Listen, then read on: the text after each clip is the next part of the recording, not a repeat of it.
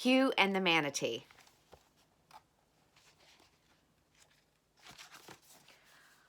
On a beautiful spring day in May of 2019, I was with my family at De Leon Springs in Volusia County, Florida, celebrating my mother's 90th birthday.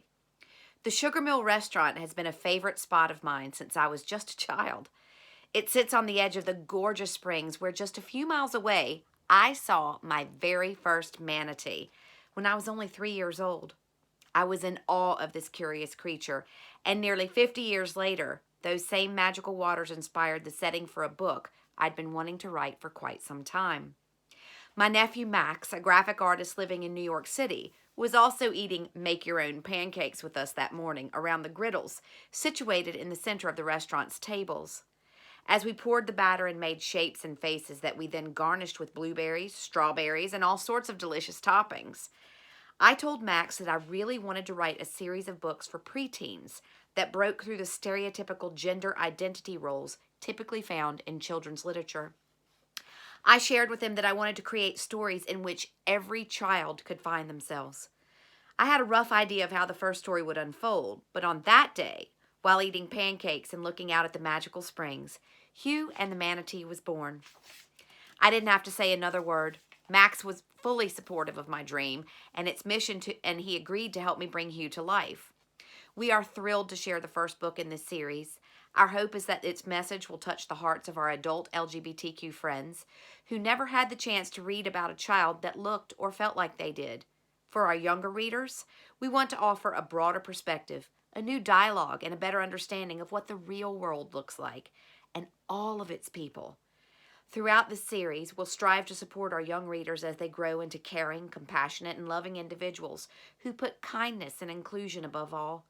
This is our contribution to the change we want to be and see in the world. Our heartfelt thanks to Book Hub Publishing for their immediate and unwavering support for this project. With love for all, Mary Helen, Max, and Hugh and the Manatee.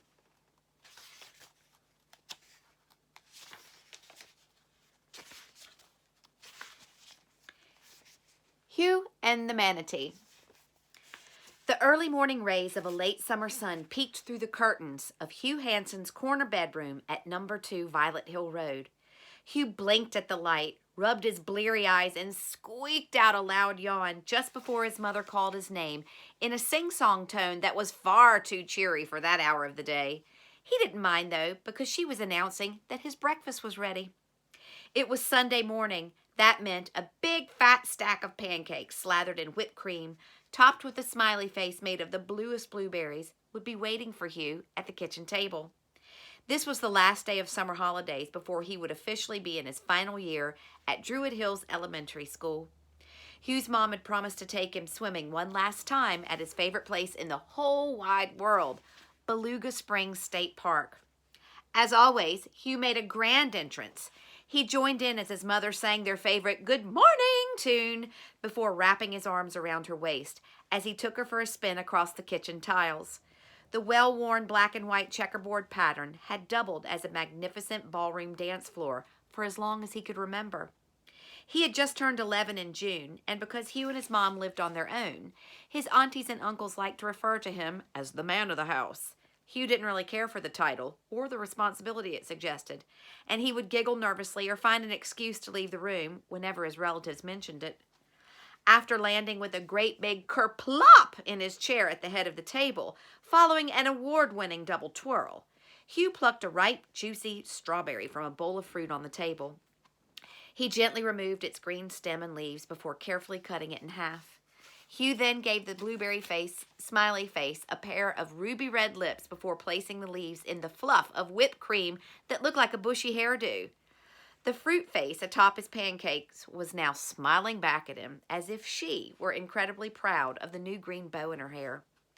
When Hugh had mopped up the last drop of syrup with his final bite of pancake, he savored the strawberry lips, which he had saved for last as a special treat. Hugh's mother had changed out of her nightgown and was now wearing a colorful paisley-patterned sarong. She ruffled his hair, kissed his cheek, and then wiped a spot of whipped cream from the tip of his nose. She told him to hurry and put on his swimsuit before the perfectly pleasant morning turned into a midday scorcher. He didn't have to be told twice because he loved going to the enchanted swimming hole at the state park. Since he had been a tiny tot of 2 or 3, Hugh's mom had told him the most wonderful stories of the mystical creatures living just below the water's surface at Beluga. She had convinced him that there were mermaids in that water, and although he was now a very wise young man of 11, he still got goosebumps when his mother spoke of the magic in these very special springs. He pulled out his favorite pair of swimming trunks from the bottom dresser drawer. He chose the t-shirt his mother had recently given him for his birthday. Hugh had stared longingly at the pink sequined unicorn, hand-stitched on a bright lemon t-shirt, matched with a pair of denim shorts on the mannequin with the pigtails in the shopping center window. Even as a child, Hugh had always loved his style, and the brighter the colors, the better. He looked around his room, adoring the way that his favorite color had found its way into the check pattern in the curtains, the wispy clouds in the sunset printed on his bedspread, and even a huge portion of the very stylish clothes in his wardrobe. It didn't matter if it was electric pink, blush, fuchsia, coral. The pinker, the better, as far as he was concerned. Hugh admired his outfit in the full-length mirror at the top of the stairs, and then slipped on his Converse with the neon pink laces and headed out the door. The drive to Beluga Springs was always a treat. Hugh's mom would crank up the Broadway show tunes on the radio, and they would sing beautiful harmonies at the top of their lungs. He especially loved when they arrived at the entrance of the springs. The road back to the swimming hole was full of bumps and twists and turns. It was lined with the most beautiful crepe myrtles, whose perfectly pink petals floated gently on the breeze, as if Mother Nature herself was scattering the blossoms to welcome them. The last big turn before the springs looked like a long, fluffy pink carpet. Hugh asked his mom to drive slower so he could wave his hand at an imaginary audience of adoring fans. This was a spot where he always loved to pretend that he was pulling up in front of a brightly lit theater in a big fancy car to receive his latest singing and dancing awards. When they had finally found a place to park, Hugh pecked his mother on the cheek and took off running towards the crowd of swimmers splashing around in the shallow end of the water. It seemed the Hansons weren't the only ones who wanted to make the most of the last weekend before school started again. With a novel she couldn't wait to finish tucked under her arm, Hugh's mom made her way to an empty wooden chair in the shade. She faced the springs and could see that Hugh was already at the water's edge, untying his flashy pink laces. She couldn't have missed him if she tried. His outfit was as loud and fabulous as his personality. She smiled to herself, so proud of the extremely unique and loving child she was raising. Hugh found a place to sit on a jagged piece of concrete wall with a few steps that led down into the crystal clear waters. He removed his shoes and dangled his feet over the edge of the step. Hugh admired his toes as they reflected in the water. He had painted the nails party-time pink the night before, and he smiled at the way the flecks of glitter sparkled when he swished his feet around. When he turned to wave at his mother, the sight that greeted him instead made his stomach lurch. Lolly Lapowski and Cindy Sneed, the two snippiest snoots in Druid Hills Elementary, were headed straight for him. Well, well, well, Cindy, look who we have here, if it isn't sweet little Hugh Hanson.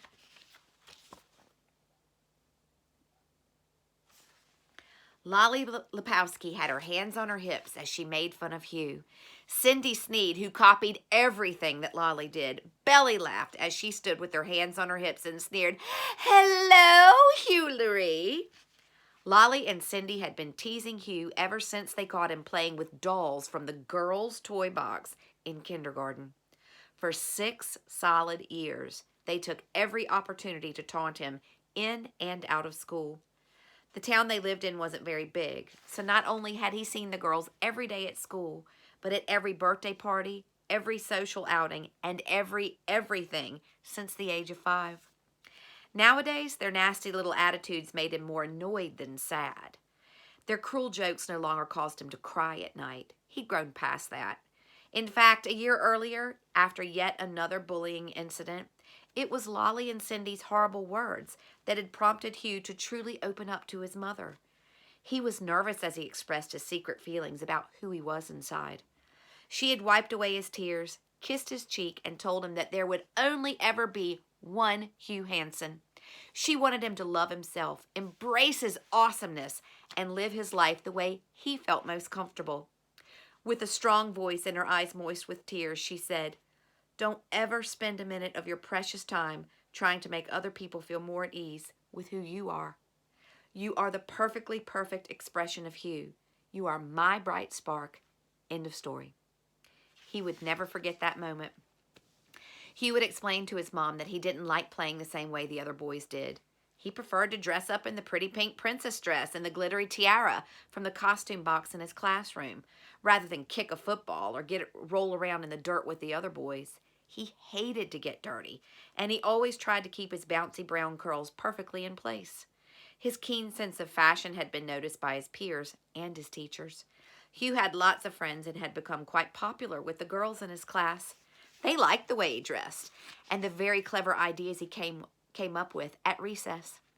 He loved to get the girls to put on feather boas and silky scarves and put on shows for each other. They would sing and dance, and he knew the words to every Disney musical ever made.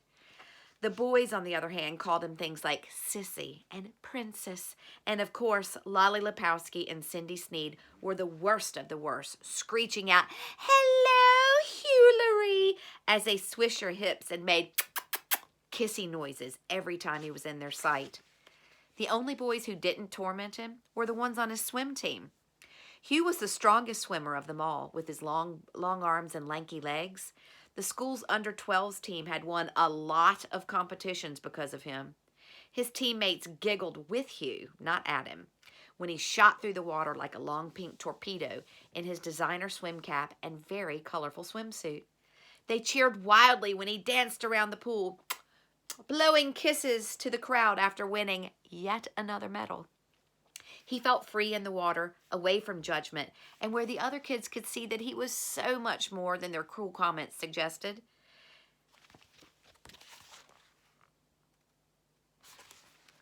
Hugh had now pulled his feet out of the water, attempting to hide his pink toenails from the girls. It was too late. Lolly let out an ear-piercing shriek, sounding like a cross between a hungry seagull and a wounded donkey. She nearly pulled Cindy's arm out of the socket as she drew her friend's attention to Hugh's pink pedicure. Just as Cindy let out a squawk of hateful laughter, all three children gasped as a large pair of the bluest round eyes began to surface in the water. Hugh sprang to his feet while Lolly shoved Cindy in front of her like a human shield. Great big bubbles were floating in the air, and Cindy began to whimper in terror as the incredibly large head that was attached to the eyes now made its way fully above water. "What is that thing?" Cindy cried as Lolly continued to push her towards the monster. "I don't know," yelled Lolly, "but don't let it near me." The two girls were wailing with fright. "Shoo, shoo, get away, you filthy beast," Lolly commanded the thing to leave. Hugh, on the other hand, locked eyes with the great being, which he now recognized as the most unusual manatee he had ever seen. It continued to rise out of the water like a steely submarine until it was nearly eye to eye with Cindy and Lolly, who were not quite so confident and demanding anymore. What sat before them, effortlessly floating half in and half out of the water, was hardly a monster. In fact, Hugh thought this mysterious creature might just be the most beautiful thing he'd ever seen. He could have sworn that it smiled and winked at him. It wasn't unusual to see manatees at the springs, but Hugh rubbed his eyes and shook his head to make sure he wasn't dreaming. This manatee was definitely smiling, and it was pink. Hugh's mom had given him picture books with facts about manatees, or sea cows, after he spotted his first one when he was only 6. He reckoned he probably knew more about the gentle giants of the sea than most kids his age, but he had never seen a pink manatee in any of his books. Lolly and Cindy remained paralyzed with fear while Hugh took a step closer. The manatee turned, nudging Hugh's leg affectionately. With one hand, he gently patted the head of the mystical sea cow. Everyone who swam at the springs knew that it was against the law to touch a member of this endangered species with 2 hands. Hugh had learned from a park ranger that it was only okay to touch a manatee at all if they had touched you first. Hugh wondered if there was a special set of rules for pink manatees. All of a sudden, the massive mammal began to hum. A pleasant but peculiar sound seemed to come from deep inside as a bubble formed on its lips. Hugh was reminded of the giant soap bubbles he liked to create with his magic bubble wand at home. This bubble, however, was becoming much larger than any he'd ever made, and it shimmered ever so brightly with the colors of a rainbow. The hum sounded like something Hugh had only recently heard. His mom's best friend had sent a care package of snacks, books, and music from Australia for Hugh's birthday. There was one recording of an instrument that was unfamiliar to Hugh. It was native to the Australian Aboriginals and was a long, hollowed-out piece of wood called a didgeridoo. As the hum became louder, Hugh was certain that's exactly what it sounded like. A didgeridoo. The bubble continued to grow as if in tune somehow with the hum of the manatee. Within moments, it was so large that Hugh could have stood up inside of it. When it looked as if it couldn't get any bigger, the bubble softly broke away from the manatee's lips and floated towards Lolly and Cindy. For a few seconds, their screams could still be heard, until it was as if the bubble had swallowed them whole. Hugh could see the girls pounding on the sides of the shimmery orb with tight fists and twisted faces. He could not, however, hear them scream anymore. The soundproof bubble had made them completely silent. If for no other reason, Hugh was grateful to the manatee for that. With a deep breath, the melodic mammal carefully crafted a second bubble. When it was just big enough for Hugh to stand inside without bumping his head, the manatee gave a wink and gestured for Hugh to step in. He took a quick glimpse at Lolly and Cindy, who had stopped pounding and were now furiously stomping their feet with temper, trying to burst their own bubble.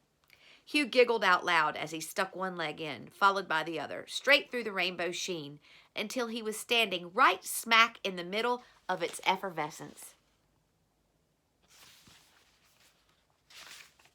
It was surprisingly cool and refreshing inside, and Hugh swore he could hear music.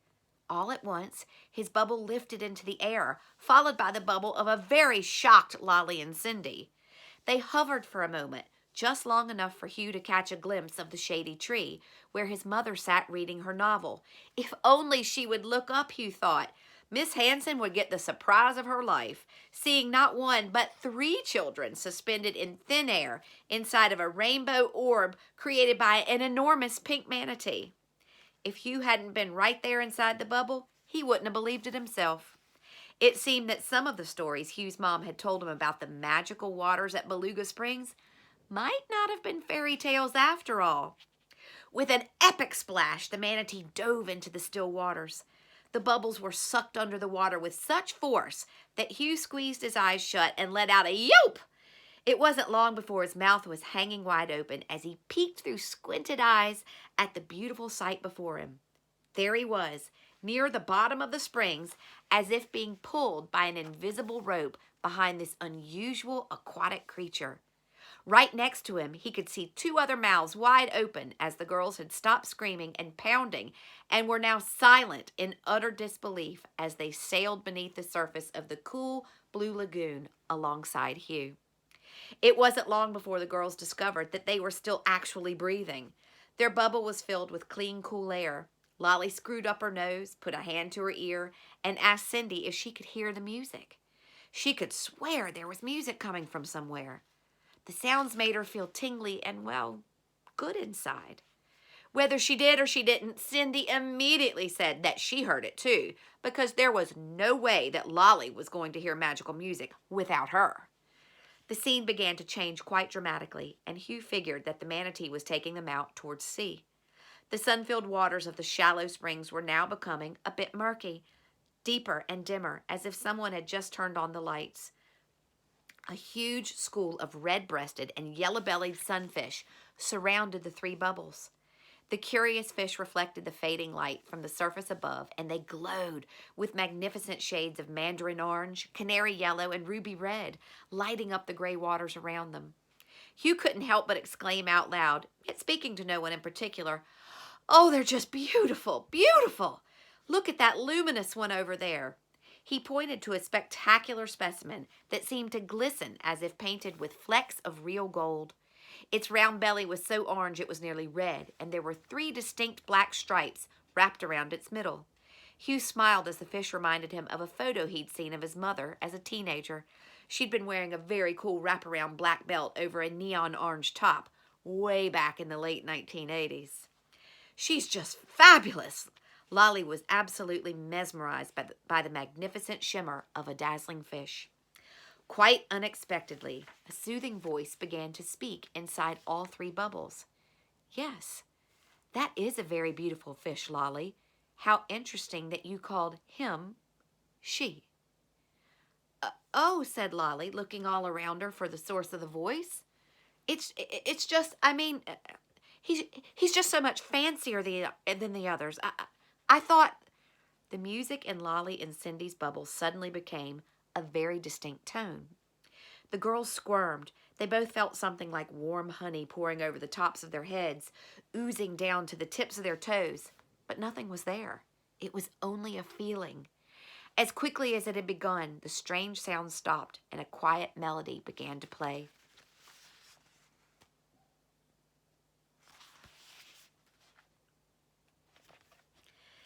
Hugh felt his bubble start to move. As they glided further out to sea, he noticed the most curious-looking creatures scurrying along the sand, darting in and out of bits of broken shell and seaweed. Hugh thought they looked very like the little spiders that he'd seen hiding in the windowsills at his house. Cindy, who wasn't a very big fan of eight-legged any beings of sort, screeched as she tugged at Lolly, pointing to the spindly legs of the spider-like creatures. "Ew!" She shivered with loathing. "What are those things all over the legs? That's so gross." Hugh, a very big fan of the undersea world, spoke. Much to his surprise, not only could he hear the girl's voice inside of his bubbles, apparently they could hear him as well. It was like being on an undersea speakerphone. "I read about these in my aquatic biology book. They're called sea spiders. Those things you see on their legs are eggs. Those are baby sea spiders." "Typical," replied a very irritable Lolly. "The moms are walking around with the babies hanging from their hips while the dads are free and easy. A woman's work is never done." She had heard her own mother say the same thing many times before. Gently, the voice of the manatee spoke. "How interesting that you assume that you're looking at a mother and baby group, Lolly." "Well, of course they are. Hugh said that those were babies attached to their legs. Mothers are the ones that have the babies and take care of them. Duh."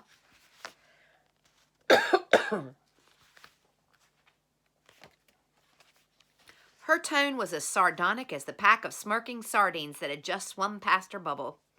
The tender voice of the manatee was kind as it carried on. "It just so happens, Lolly, that while the female sea spiders lay the eggs, it's actually the males who carry and care for the babies until they're old enough to survive on their own." Lolly and Cindy were flabbergasted. Once again, the music inside of their bubbles was replaced with that curious tone, just before they felt the sensation of warm honey spilling over them again. A few moments later, the soft music returned. They looked at one another and wondered why they heard that sound every time the manatee spoke to them. Hugh peered out dreamily at the fascinating undersea world he'd only ever seen in picture books and on TV. He wondered if this is what it felt like when his goldfish Shelley looked out through her small glass bowl in his bedroom. It was all so enormous and colorful. A great big world with no end. Hugh's daydream came to an abrupt halt as snorts of hysterical laughter filled his bubble. Lolly and Cindy were heckling a very docile-looking creature, plodding ever so slowly along the ocean floor. Its shell looked a bit battered, and there was even a spot of green algae growing on it because it moved so sluggishly. The girls thought it must be the dumbest of the dumb and immediately dubbed him King of the Underwater Losers. Only a boy could move so slowly and be so dull and ugly. They cackled heartily as they pointed, mocking the little brown blob. It seemed that the girls' judgment and nastiness was airtight and waterproof. Without fail, that haunting tone filled the bubbles, the feeling of warm honey, followed by the caring yet firm voice of the manatee. "Meet the ancient sea snail, ladies. These, as you say, ugly, dumb blobs have managed to survive on Mother Earth for over 550 million years. Not bad for a bunch of losers, don't you think? Not only does this species have the gift of incredible longevity, they are initially born male, and then, when they reach a certain size, they can change to female if there are too many other male snails around. The original transgenders, one might say. Because of their unique qualities, they have survived and thrived for millions and millions of years. For the first time since leaving the shore of the springs, Lolly felt a slight tinge of an unfamiliar emotion. She was feeling just a little sorry. Hugh marveled at the many different shades of color around him. Each fish seemed to glow with its own special blend of neon stripes, fluorescent tail fins, and feathery plumes. A very interesting fish swam by, catching the attention of not only Hugh, but of the two girls. "Aha!" shouted Cindy. "That one is definitely a girl. She's wearing a full face of makeup." No sooner than the words had come out of her mouth, the quiet melody in her bubble changed to that odd yet calming sound. The girls knew what was coming next, the feeling of warm honey and the feel-good sensation from head to toe. They waited for the manatee to speak. "How deceiving looks can be, Cindy. What you see before you is the race fish.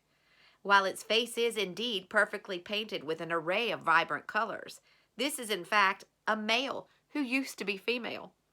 Traveling in groups that are led by a dominant male, if the leader dies of old age, disease, or is perhaps eaten by a lionfish or a barracuda, the largest female of the group will actually grow new male organs and become the head of the school."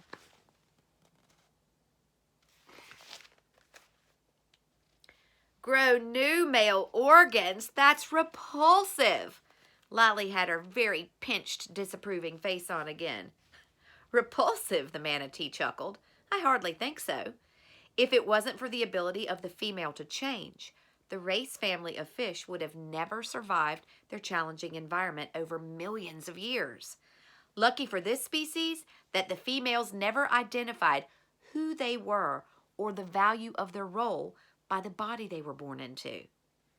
The girls looked over at Hugh, who had his back to them but was motioning towards a cluster of powder blue and pastel pink coral. A most exquisite specimen paraded through the water. It magically became blue in front of the blue coral, and as it shimmied towards the pink coral, its hue began to change to a blushing pink. Hugh recognized this fascinating dance immediately. He looked to his left, and not too far away, a second horsey-faced fish swirled and weaved towards the first. He had watched a video on the internet of this mating ritual only a few months ago. "What are they doing? He looks very protective of something." Cindy had her face squished up against the bubble as Lolly looked over her shoulder. "Don't be stupid," Lolly replied sarcastically. "That's a mommy and daddy's seahorse. He might be protecting her, but I bet he's prancing around, acting all proud, because she's just given birth to their babies." "He's protecting their babies, all right," Hugh chuckled as he continued to stare at the magnificent show. "Lolly, once again you have judged the book by its cover. You are partially correct in your assumption." The manatee spoke with great patience. "The male seahorse is indeed protecting their babies. Your error, however, is in presuming that the mommy seahorse gave birth to those babies." Both Lolly and Cindy looked terribly confused. "But how else could... the only way... Well, boys can't have..." They were now totally perplexed. The manatee took a deep, audible breath. The mystical tone was now louder than ever. "The world is a very diverse and interesting place, girls.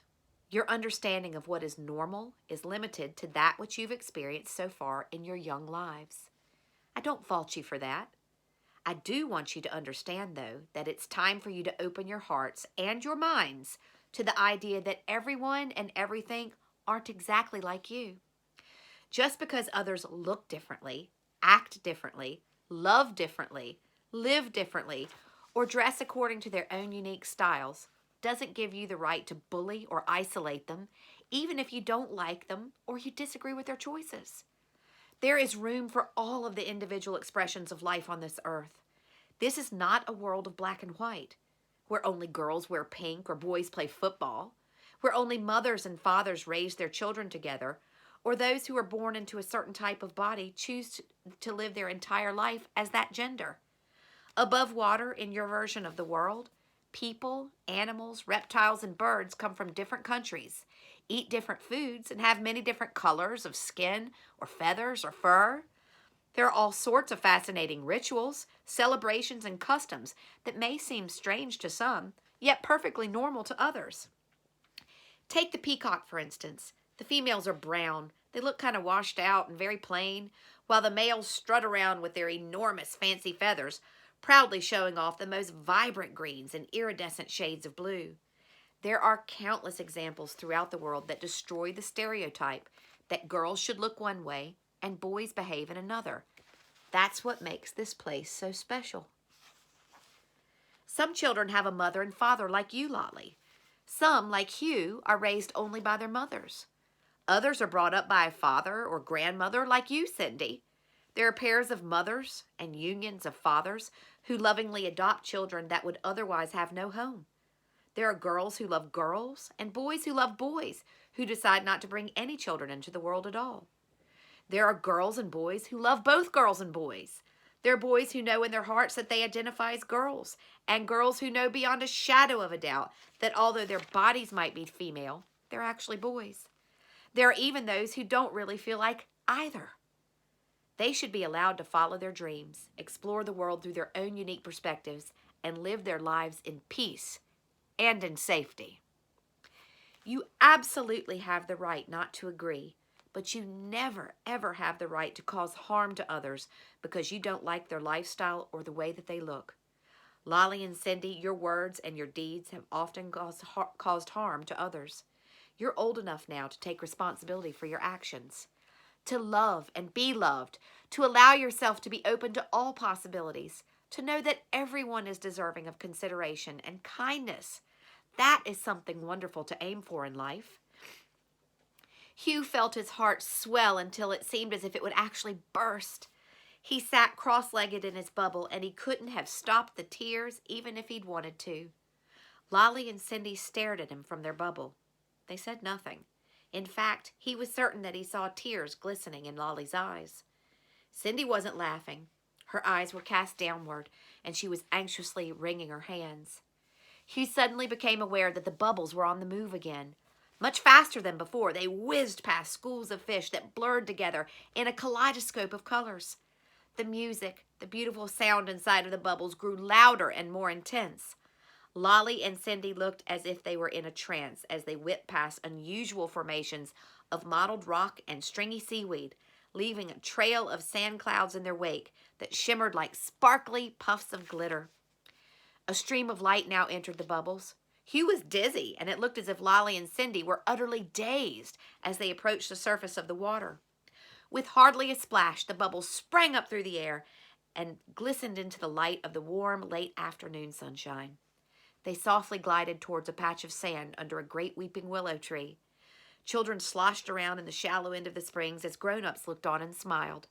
No one seemed to see them.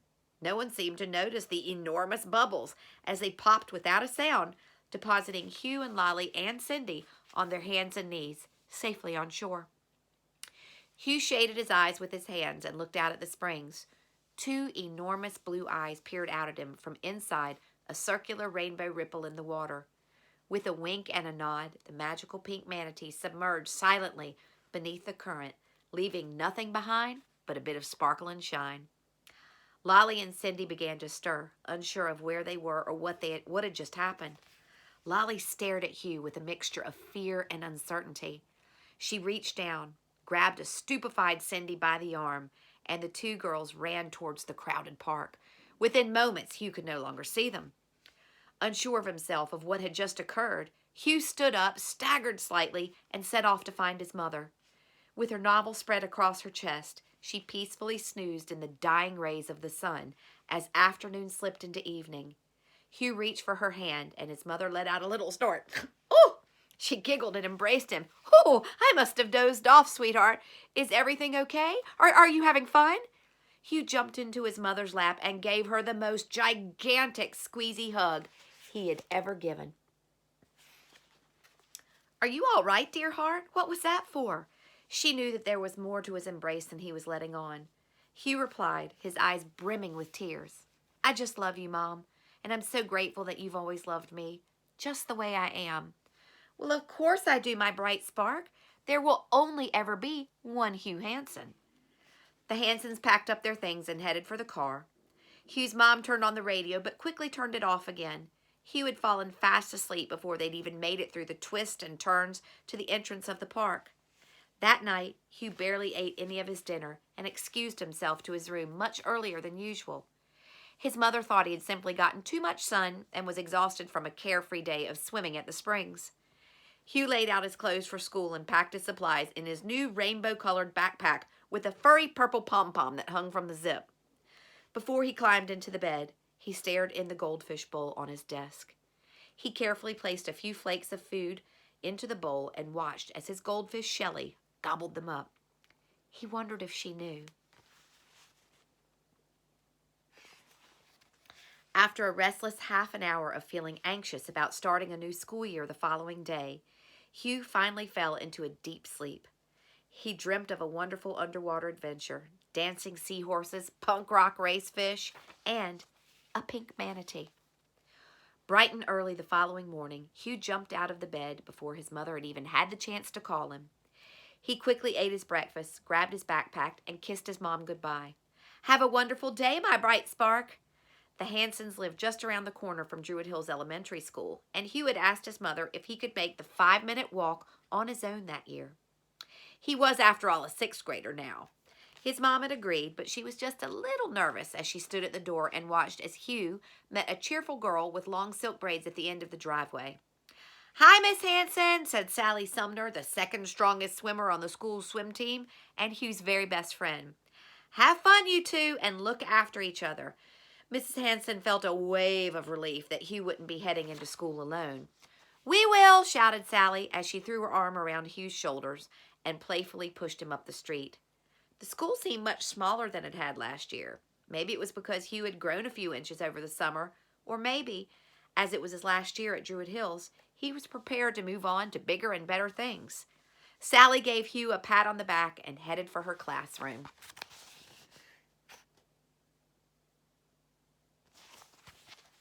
Hugh took a deep breath and hoped that this year might be a little different than all the others. Hugh had always enjoyed looking at the classroom doors on the first day of school. He liked to see the new and creative ways the teachers decorated to welcome the students back. Miss Smith, the math teacher, had cut out multicolored numbers and mathematical symbols and taped them all over her door. Mr. Washington, who taught English, had photocopied the covers of different books his students would be reading this year. He had colored them in and framed the entrance to his classroom. He'd even turned his door into a giant book cover entitled 11 at 11, with a picture of a rather scruffy-looking boy in mismatched clothes and messy hair holding a kooky-looking clock that read 11:11. Hugh thought it looked rather interesting, and he couldn't wait to see if it was on his reading list for the year. Just as Hugh was about to check out the door of Mr. Talley's geography class, he felt a sharp jerk on his shoulder. He spun around to see his new backpack skidding down the hallway. Laughter erupted as Connor Newsom went running towards Hugh's bag and began kicking it around like a soccer ball. Larry Lynch and Paul Pearson grabbed Hugh by the arms and stopped him dead in his tracks. It seemed that Hugh wasn't the only one who had grown over the summer. Connor was much bigger than most of the kids, who had now gathered around to see what all the commotion was about. His fire engine red hair was spiked up with greasy gel, making him look even taller and a bit scarier. "Looky here, fellas. Princess Hughley brought in a beautiful rainbow backpack today. I think my little sister has the same one." Connor bellowed with fake laughter and gave the bag another kick as Hugh desperately tried to break free from the vice-like grips of Larry and Paul. The other children laughed nervously, afraid that Connor would start on them too if they didn't. "Aw, let her go," Connor mocked in a baby voice. "Come on, you big sissy. Come get your backpack. No hard feelings, sweetie."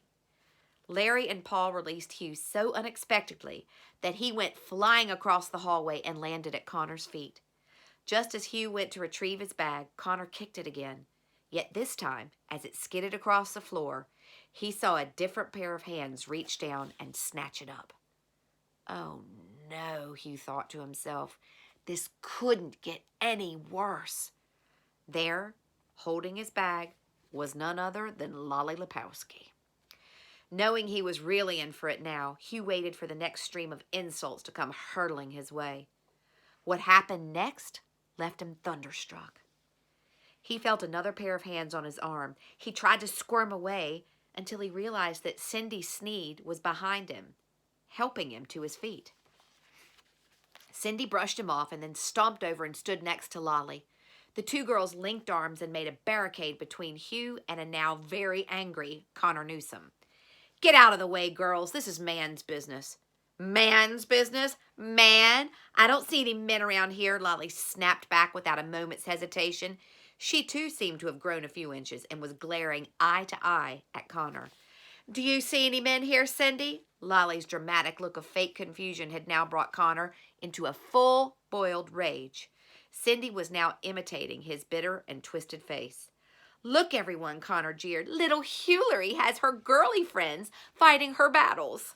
We're not fighting anyone's battles, Connor. What you're doing, what you're saying, it's just wrong, that's all. It's just wrong. How dare you make fun of someone just because he likes things differently than you? A few eyebrows were raised in the group that had assembled to watch the spectacle unfold. A couple of Lolly and Cindy's past victims could hardly believe what they were hearing. Yeah, chimed Cindy. How would you like it if people made fun of you because of your red hair, Connor? Or what if they accidentally found out that my brother was at a sleepover at your house and accidentally found the fluffy little white lamb that you still sleep with? Well, how would that make you feel? Oops, Lolly, did I say that out loud? It was too late. The other children had begun to bah at Connor. His face was puce, and it looked as if his eyes might actually bulge out of the sockets. Stop it, everyone. Stop it. Just stop it. Lolly was enraged. Now, Cindy, that's not the way to do it either. You apologize to Connor. 2 wrongs won't make this right. Hugh could not believe his ears. Cindy was aghast that Lolly had just turned on her, but not wanting to rock the boat with her bossy best friend, she gave in.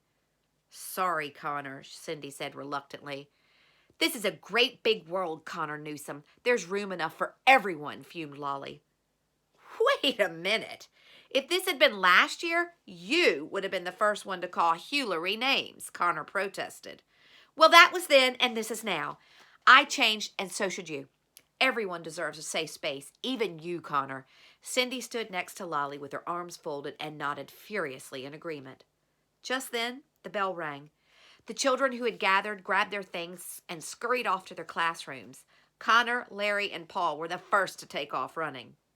Lolly brushed off Hugh's backpack and handed it to him. I like your new bag, Hugh. It matches your personality. Colorful and unique. She struggled for the right words as she attempted to let Hugh know that she really had seen the error of her ways. I like it too, said Cindy. She gave Hugh an awkward pat on the back, and just like that, the girls picked up their things and headed to class. See you around, Hugh, Lolly called back over her shoulder. Okay. See you around. Hugh stood alone. The hallway, which had been bustling only a few moments ago, was now silent. He could scarcely believe what had just taken place. Could it be? Could the same 2 girls who had tormented him for all of these years actually be the same 2 girls who had just protected him from another bully? Was it really and truly possible? Maybe this year was going to be different after all. When Hugh finished school that day, he ran home and asked his mom if she would take him back to Beluga Springs. Really? You want to go back? We were only there yesterday, son. Sure, I can take you down there, but you know the swimming season is over for the year. I know, Mom. I just want to go for a walk by the water, if that's okay. Hugh and his mom had a great chat on the way to the springs. He even told her about what happened in school that day. While she was concerned, Hugh's mom could tell that he had handled it very well all by himself. She was shocked but ever so grateful when she heard that the two snippiest newts in Druid Hills had taken a stand for him. When they arrived at the springs, Hugh said he would only be a few minutes and asked his mom to wait in the car. She reached into the glove compartment and pulled out her novel and told him to take his time.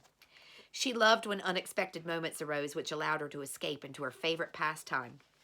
Hugh could see a park ranger walking on the far side of the springs, but other than her, there was nobody else around. He walked to the water's edge and sat down. He began to hum the same mystical tune that he had heard only the day before at that very spot.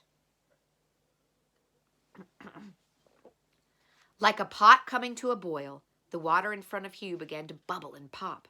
Sparks of light flickered all around, and it looked as if tiny fireflies were dancing across the water. There, just beneath a circular rainbow ripple, Hugh saw a familiar pair of eyes looking up at him, brilliant and sparkling, like two magnificent sapphires. Hugh slipped off his shoes and waded out into the water, lapped against his knees.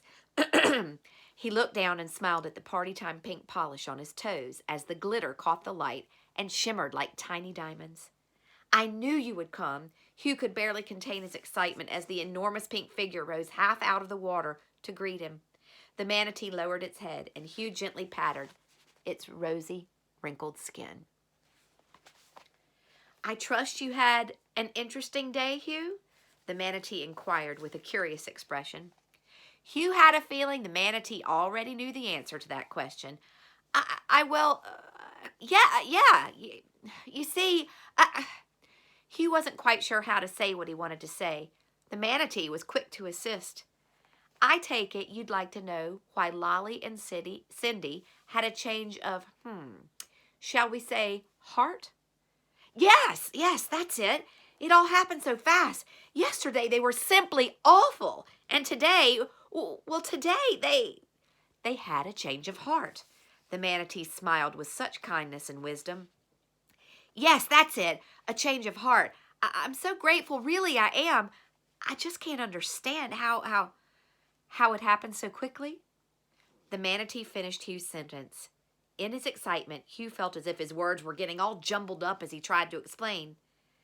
Do you remember the beautiful music that all three of you could hear in your bubbles yesterday? Of course I do, replied Hugh. How could I ever forget? The haunting tune had played over and over in Hugh's head ever since. Did you notice that each time I shared a new point of view for Lolly and Cindy to consider, that Hugh cut across the manatee? The tone changed. Yes, the music would change a specific sound every time you taught them a new lesson. Indeed, chuckled the manatee. Well spotted, Hugh. Each time I introduced a new idea, rather than make the girls feel inferior, stupid, or small, I reinforced this new knowledge with a tone, a frequency.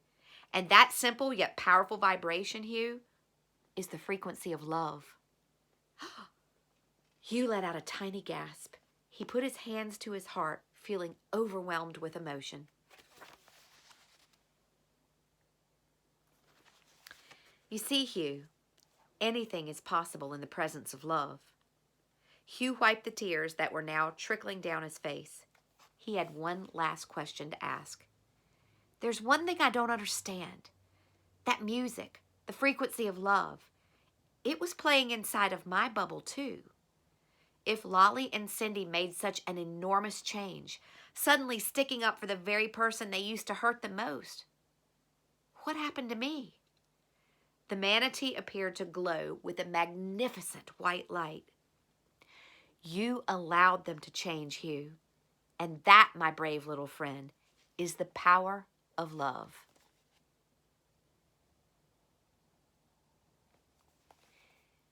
Hugh and the Manatee.